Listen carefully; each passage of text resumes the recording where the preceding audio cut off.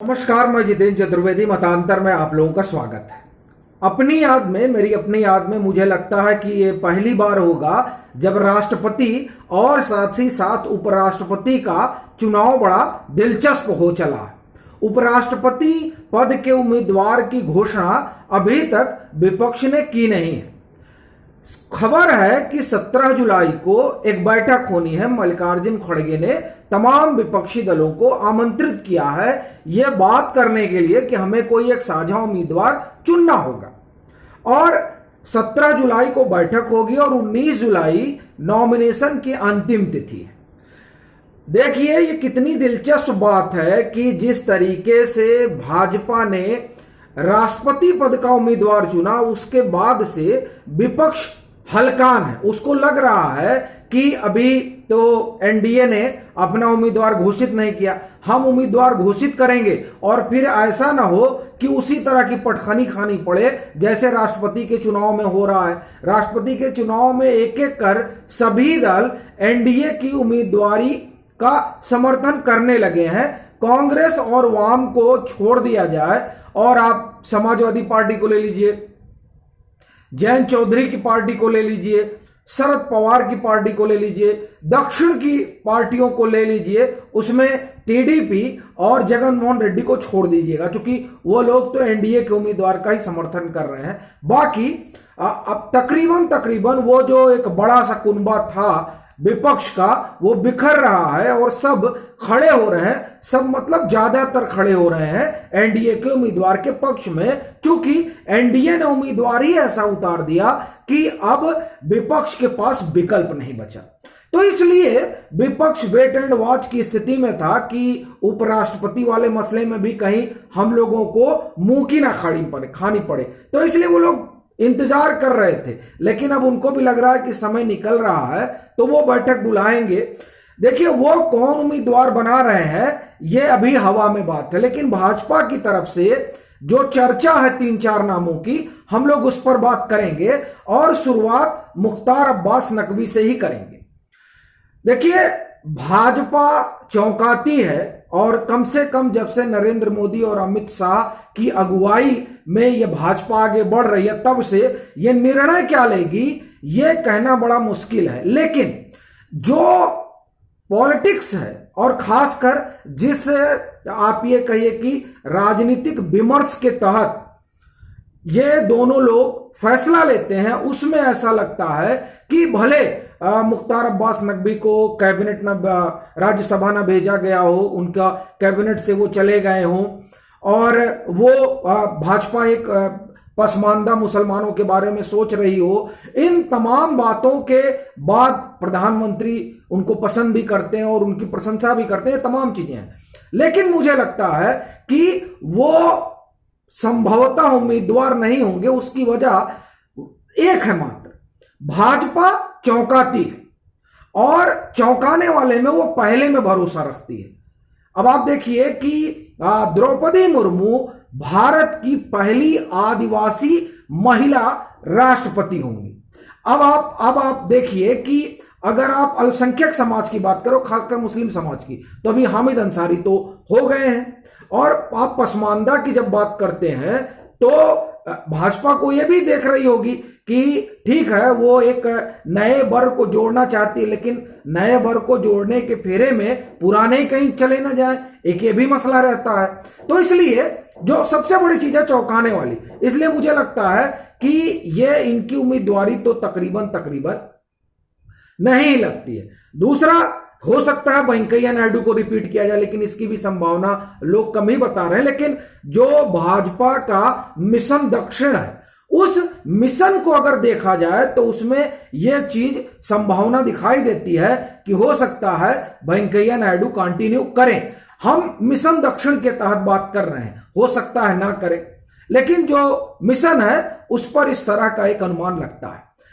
दो बातें हैं जो पहली होंगी और ये ज्यादा स्ट्राइक कर रही हैं। पहली चीज, अभी तक कोई महिला जो है वो वाइस प्रेसिडेंट नहीं हुई। तो इस अगर आप सिलसिले में देखें तो 3 नाम अभी फिलहाल दिखाई देते हैं। एक सुमित्रा महाजन, एक आनंदीबेन पटेल और एक नज़मा हेपतुल्ला। अब इन तीन नामों में जो मुझे ऐसा लगता है कि जो सबसे अप्रोप्रिएट है, खासकर पॉलिटिकली अगर हम देखें, आनंदीबेन पटेल। वो इसलिए क्योंकि आनंदीबेन पटेल को बनाकर गुजरात तो है ही है, उत्तर प्रदेश में जो भाजपा का मिशन 80 है उसको भी साधा जा सकता है। अब आप कहेंगे कैसे?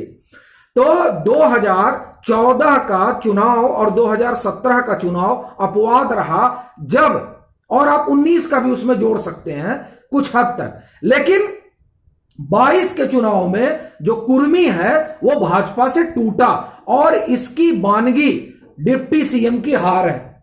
डिप्टी सीएम अपना चुनाव हार जाते हैं, और यही नहीं, बांदा में उन्हीं के मतलब पीडब्ल्यूडी में ही जो राज्य मंत्री रहे वो भी अपना चुनाव हारते हैं, और वो भी बेल्ट जो है वो कुर्मी बाहुल बेल्ट है। और ऐसी स्थिति में ऐसा लगता है कि आनंदीबेन पटेल को बनाकर न सिर्फ गुजरात बल्कि उत्तर प्रदेश की 80 सीटें, और सबसे बड़ी चीज यह है कि यादव के बाद ओबीसी में दूसरी सबसे बड़ी बिरादरी कुर्मियों की है, तकरीबन 7 से 8% इनकी इनका वोट है, 8% इनकी आबादी है, माफ कीजिए 8% आबादी है। तो इस 8% को साधना जाहिर तौर पर भाजपा के लिए बड़ा जरूरी है, क्योंकि 2022 के विधानसभा चुनाव के बाद जो रिपोर्ट पीएमओ ने मंगाई कि आखिर में हमको कहां वोट मिला और कहां हम चूके, उसमें जो तमाम बातें हैं उसमें एक बात यह भी है कि कुर्मियों ने भाजपा के साथ इस बार नहीं गए। ये एक बड़ी बात है। तो इस वजह से यह हो सकता है कि आनंदीबेन पटेल वाइस प्रेसिडेंट बने। वो महिला भी हैं और वो पहली महिला होंगी, और दूसरा जो एक राजनीतिक खांचा है उसमें भी वो फिट बैठेंगे। और चर्चा तो वैसे उनके राष्ट्रपति बनने को भी लेकर चल रही थी, जब चुनाव के बाद और उसके पहले भी उत्तर प्रदेश के जब उनकी बड़ी फ्रिक्वेंट मुलाकात हो रही थी प्रधानमंत्री से और वो दिल्ली जा रही थी, तब इस तरह की चर्चा थी। तो ये एक नाम संभावित हो सकता है चौंकाने वाले के रूप में। ये महिला भी हैं और पहली भी होंगी। और दूसरा जो नाम है वो कैप्टन अमरिंदर सिंह का। वो अभी तक कोई सिख जो है वो डिप्टी माफ करिए वाइस प्रेसिडेंट नहीं बना है। तो यह भी एक बात हो सकती है, और कैप्टन अमरिंदर सिंह की भी खूब चर्चा चल रही है। अगर हम इस लिहाज से देखें जो पंजाब का पॉलिटिकल सिनेरियो है, उनका वाइस प्रेसिडेंट के तौर पर कैप्टन अमरिंदर सिंह का नाम आगे करके, वैसे तो अभी जो परिस्थितियां हैं उसमें 391 वोट चाहिए प्रेसिडेंट चुनने के लिए, और भाजपा के पास 394 है। तो भाजपा को किसी की जरूरत नहीं होगी। भाजपा खुद ब खुद जो है जिसको भी बनाएगी वो अपने उम्मीदवार को जिता सकती है। हां, चाहे आनंदीबेन पटेल हो तो वो गुजरात और उत्तर प्रदेश के ही लिहाज से देखा जाएगा, और अगर कैप्टन अमरिंदर सिंह होते हैं तो पंजाब के लिहाज से, और वैसे भी देखिए पंजाब को लेकर भाजपा फोकस्ड है। ये साफ तौर पर दिखाई दे रहा है, जिस तरह से सुनील जाखड़ आते हैं। तो उससे एक चीज ये स्पष्ट समझ में आती है कि वो जो इलाका है उस पर भाजपा का पूरा ध्यान है, और वहां पर सीटें भी हैं ठीक ठाक लोकसभा की। पिछली बार भाजपा वहां बहुत बेहतर प्रदर्शन नहीं कर पाई थी, और कैप्टन की अगुवाई में वहां पर 9 सीटें जीत ली गई थी कांग्रेस। तो भाजपा इधर भी ध्यान दे सकती है। ये जो दो नाम हैं, ये नाम बड़े स्ट्राइक कर रहे हैं बरक्स, और जो नाम चल रहे हैं उसकी बस बड़ी वजह यही है कि पहला महिला होंगी तो भी पहला, और कैप्टन होंगे तो वो भी पहले होंगे बतौर वाइस प्रेसिडेंट। अब अगर आप देखें तो ये जो चीजें नजर आ रही हैं, इसकी वजह से ऐसा लग रहा है कि विपक्ष भी उपापोह की स्थिति में है कि आखिर में यह निर्णय क्या लेते हैं। क्योंकि इन दोनों में से जो भी निर्णय होगा उपराष्ट्रपति को लेकर, जो मुझे लगता है, हो सकता है कोई तीसरा नाम भी ऐसे थावरचंद गहलोत का नाम भी चर्चा में है। और ये आपको अगर ध्यान हो तो जब राष्ट्रपति चुनाव को लेकर चर्चा चल रही थी तब थावरचंद गहलोत जाकर प्रधानमंत्री से मिले थे और उनके बारे में कम से कम ये एक आम धारणा है कि वो जब भी प्रधानमंत्री से मिलते हैं तो कुछ रिटर्न गिफ्ट मिलता है। तो पहले तो ये चर्चा थी कि हो सकता है कि उनको राष्ट्रपति का उम्मीदवार बनाया जाए, लेकिन वहां भी मसला वही रहा पहला, और यहां भी मसला यही है पहला।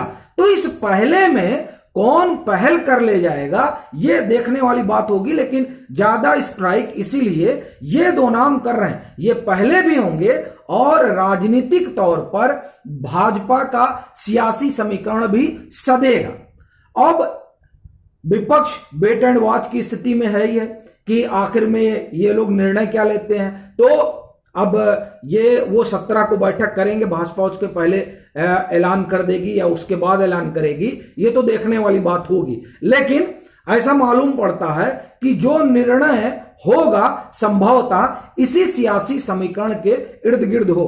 बाकी तो चूंकि ये जोड़ी चौंकाती है इसलिए साफ तौर पर तो कुछ नहीं कहा जा सकता, लेकिन जो गणित है वो कुछ इसी तरह का इशारा करता है। अभी के लिए फिलहाल इतना ही। अगर आप मतांतर से नहीं जुड़े हैं तो जुड़िए, वीडियो को लाइक कीजिए, शेयर कीजिए और अपने सुझाव जरूर साझा कीजिए।